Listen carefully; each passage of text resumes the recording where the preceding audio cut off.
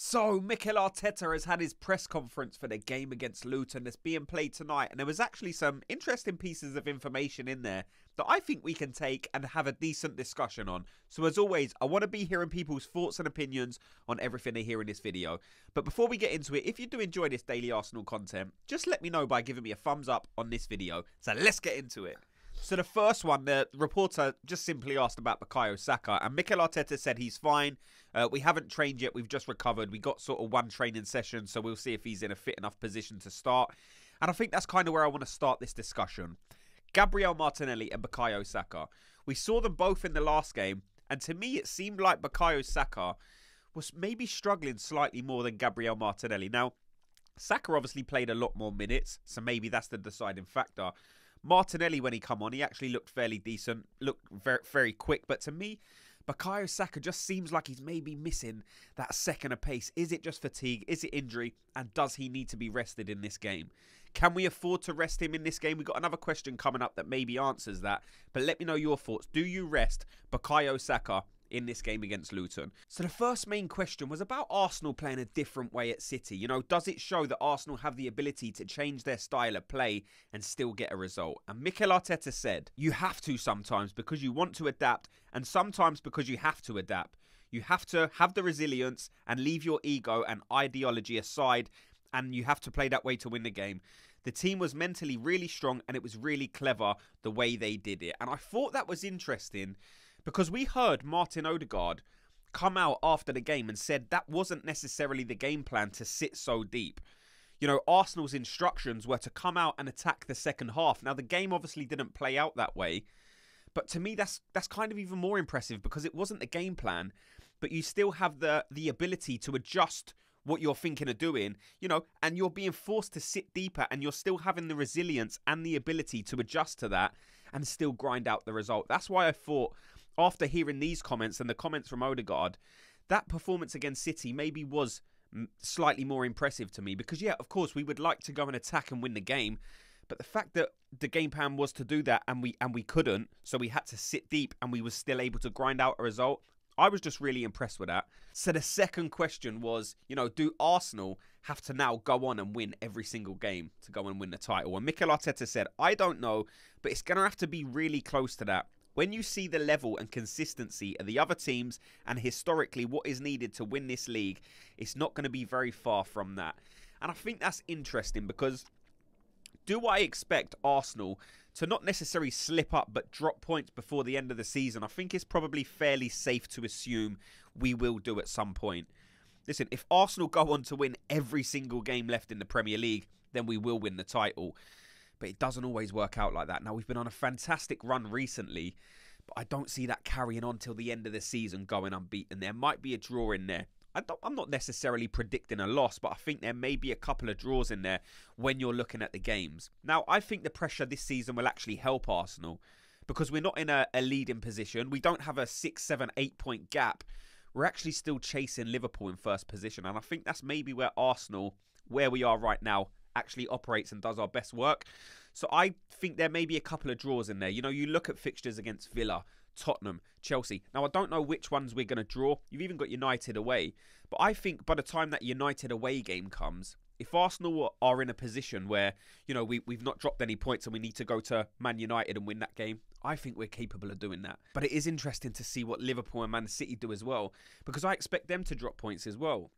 Liverpool more so than Man City, but I think the league is so strong this season, and it has been seen because the points total isn't going to be as high as it has been in previous seasons.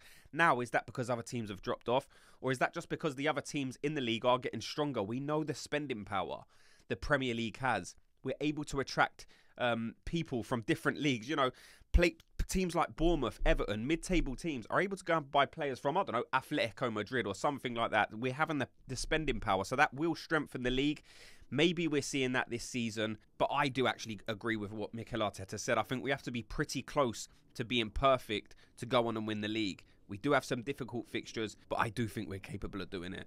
So the third question was an interesting one, and it was about the game against Luton. And it was, you know, if we rotate too many players, do you see there being a problem? You know, Arsenal need to rotate in this game. And what Mikel Arteta said was, That's a good question. We're always wondering about that, and it's just changing certain personnel in certain moments and those relationships between the players. How long they have played together, how much time they spent together, that can affect it as well. That's related to what they do in training every single day. We'll look at all these things and we'll try to find the right team to win. And this is where I want people's inputs. I want to hear people's thoughts and suggestions.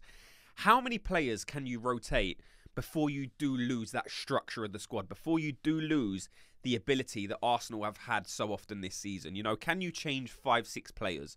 In my opinion, that's probably too much.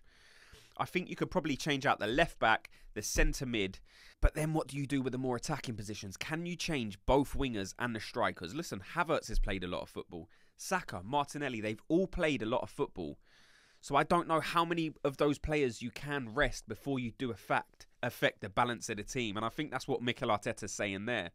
So let me know, how many changes would you make in this game? I think it's safe to say that Saka definitely needs to be rested. Martinelli, I don't know. You know, he come on as a substitute, so he didn't start the last game. So maybe his legs are slightly fresher than some of the others.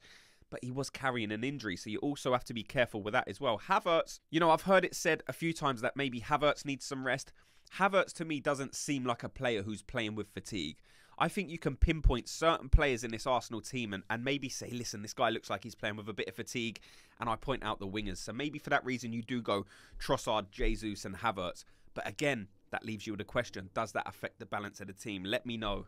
So now we're on to the new section of the show, okay? So on every video now, when you leave your thoughts and comments, I'm going to be picking 2 of those to answer and give an opinion on in the next video. So I've selected 2 for this video. So if you want to be featured, you know, in the next video, let me know your comments, let me know your questions, and even leave your name at the bottom so I can let everyone know who it's from. So the first one is, so it was from Hakuza PK, and it said, don't understand the Partey criticism after the game. He played fine to me. I'd argue our tempo went up when he came on. And I think that's a good point. I've also seen the criticism of Thomas Partey. Listen, I always want to be positive about Arsenal players. If you want me to start with a negative, that's fine. The only thing I can think of that maybe is a slight negative on Thomas Partey is it looked like he was slower than usual. I mean, I've already said before, I'm not sure if that's an injury thing. I'm not sure if that's an age thing. Or if I'm not sure if it's just a match sharpness thing. You know, when you've missed massive parts of the season, don't forget how long Thomas Partey's been out. So maybe you are just missing that match sharpness. You know, the turn of pace. Maybe that will come back the more games that Thomas Partey plays. There's still 9 games left of the season. Then you've got the Champions League fixtures as well.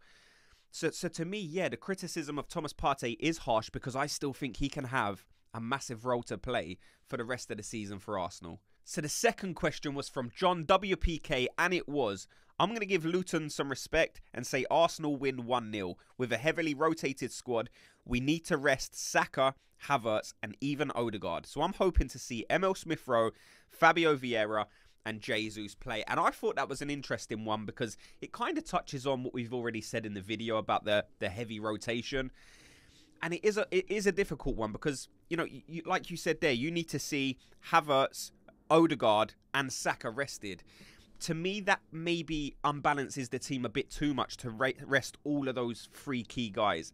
I think Odegaard doesn't appear to me to be a guy that needs a rest right now. Eventually, he probably will need a rest at some point, but I don't think it can be when you're resting Havertz, Saka, potentially Gabriel Martinelli. If you was to rest Odegaard as well, I think maybe that will slightly unbalance the squad. I like what you said there about bringing Emil Smith-Rowe in. I think he definitely needs to be given a role in this Arsenal team to kind of play a few more minutes before the season comes to an end, because we don't know what's going to happen with Emil Smith-Rowe.